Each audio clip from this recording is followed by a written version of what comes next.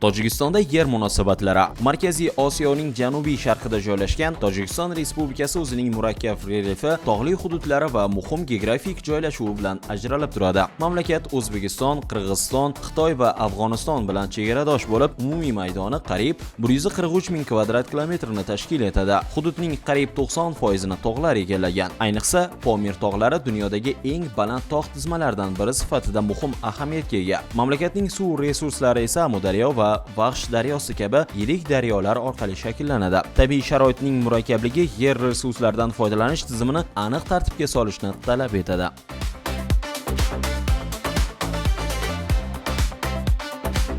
Tojikiston Respublikasida yer davlatning mutlaq mulki hisoblanadi va yagona davlat fondiga birlashtirilgan. Yerga egalik qilish emas, balki undan foydalanish huquqi beriladi. Qonunchilikka muvofiq yer uchastkalari jismoniy va yuridik shaxslarga turli shakllarda foydalanish uchun ajratiladi. Xususan, huquq muddatsiz, muddatli, umrbod meros qilib qoldiriladigan yoki ijara asosida bo'lishi mumkin. Yer munosabatlari tizimida birlamchi va ikkilamchi foydalanuvchilar tushunchasi mavjud. Birlamchi foydalanuvchilar yer uchastkalaridan bevosita foydalanish huquqiga ega bo'lsa, ikkilamchi foydalanuvchilar ushbu huquqni ijaraga yoki boshqa shartnomalar asosida amalga oshiradi.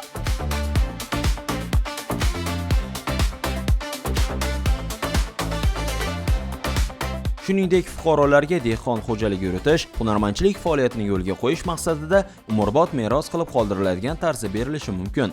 Bunday yerlar meros holatida qayta rasmiylashtiriladi.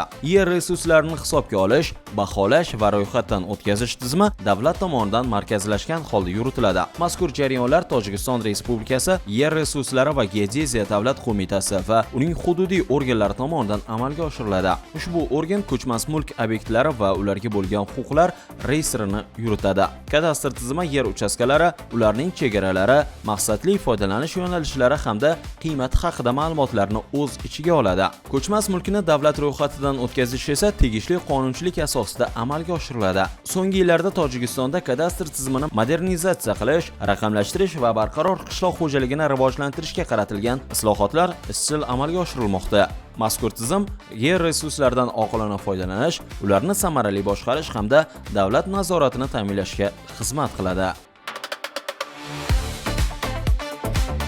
Tojikiston Respublikasi hududining qariyb 90% tog'lardan iborat bo'lib, bu uni o'ziga xos tabiiy hududga aylantiradi. Pomir tog'lari va Fan tog'lari hududlari baland cho'qqilar, muzliklar va betakror landshaftlari bilan ajralib tursa, Iskandar ko'l, Karakul ko'li hamda Marg'uzor ko'llari kabi musaffo suvliklar, shuningdek dunyodagi eng yirik muzliklardan biri Fetchenko muzligi joylashgan. Bundan tashqari Pomir trakti kabi noyob yo'nalishlar va keng hududni qamrab olgan Tojik milliy bog'i kabi maskanlar Tojikistonning betakror tabiiy salohiyatini namoyon etadi.